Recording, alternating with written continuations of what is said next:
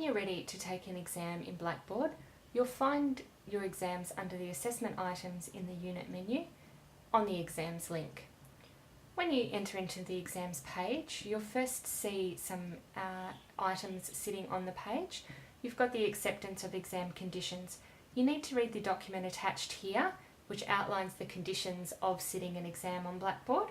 And once you've read and you accept that declaration, you need to click here to proceed button. That will release your exams to you. Next on the page is some tips for completing online exams.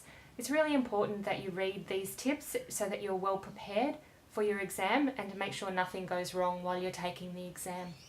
One of the most important tips in there is that we don't recommend people use a wireless internet connection to take their exam or try and sit their exam on a device like an iPad, because these have intermittent internet connection and sometimes that can drop out, which will mean that the exam will close on you and you may not be able to get back in to finish that exam. So please read those tips and before you attempt to take an exam. So we've included a short practice test here so you can get a feel of what an exam is like, and you might like to take this test before you try your real unit test. This practice test does not count towards any marks for your unit. It's purely just to give you an example of what it's like to take a test. So we'll go through this test now just so you can see what it's going to be like. So to start a test, firstly you locate the test for the unit that you're studying and you click on the heading to gain access to the test. When you click on the heading, you'll see the exam instructions page, and this one page outlines the instructions and the conditions of your exam. So for instance here, this first item says force completion. You need to understand that this means that once this test has started, you must complete it in one sitting. You can't come back and finish it later. Once you leave the test, it will be submitted to your trainer for marking. And the second item here is the multiple attempts. So the test, this particular setup, this test allows you to take the test multiple times. And once you enter into the test, you'll be advised of how many times you can take it. Normally we give you about 2 or 3 attempts at a test, but you have to do the whole test every time. You can't just come back and do a couple of questions. So that's very important to be aware of. Some tests may have different settings, so please read these items here. They will outline what conditions apply to the particular test you're taking. So once you're ready, you can click the begin button. And this takes you into the test. So again here, it will usually tell you the multiple attempts and the force completion items again. If you'd like to keep a track of where you're up to in the test, you can open up this question completion status. This will outline the number of questions in the test and which ones you've done as we go along. So when you get to your question 1, you may have multiple choice questions, you may have true or false questions, you may have some matching questions or fill in the blank questions. So make your selection and then you can either save your answer here, and you'll see that the question completion status marks that one as saved.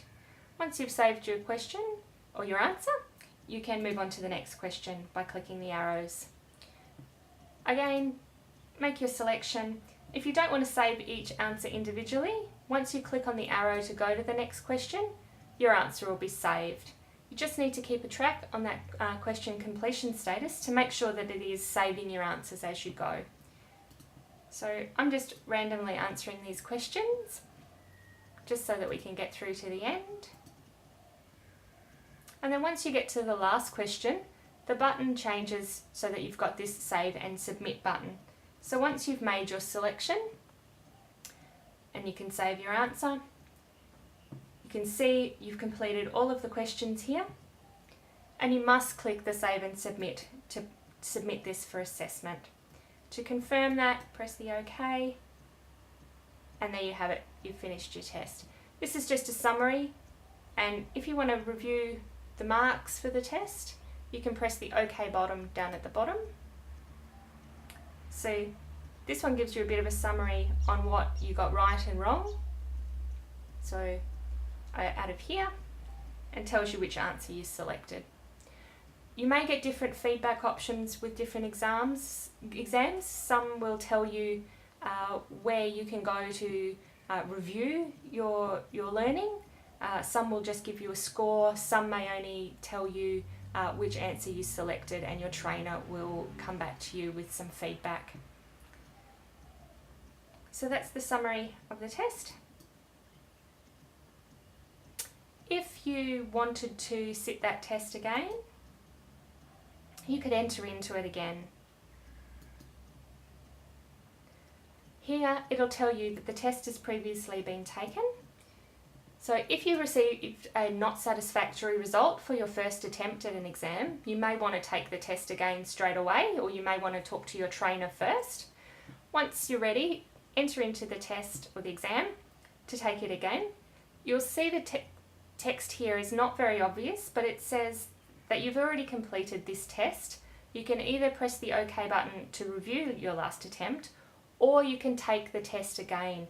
And these words, take the test again, are the link that you need to press on to be able to take that test again. So you need to carefully watch for those.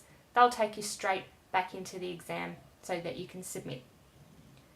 One further thing to know about the question completion status and navigating your way around a test is that most tests will present you with one question at a time.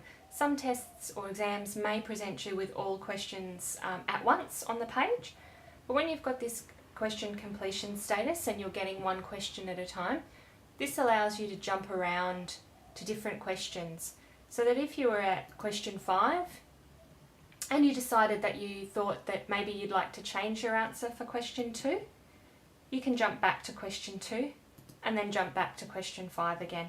So that's a way of getting around the test, and especially in longer tests, so that you don't have to click backward and forward to each individual question.